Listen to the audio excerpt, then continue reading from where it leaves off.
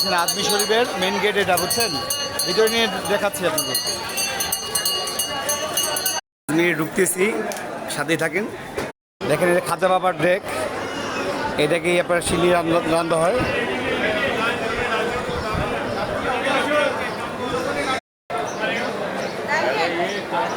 খাজা বাবার ডেক 120 মণ খিচুড়ি রান্না হয় এখানে।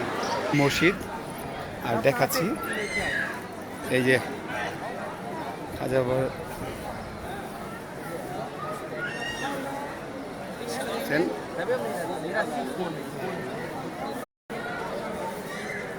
খাজা বাবার দরবার শরীফ।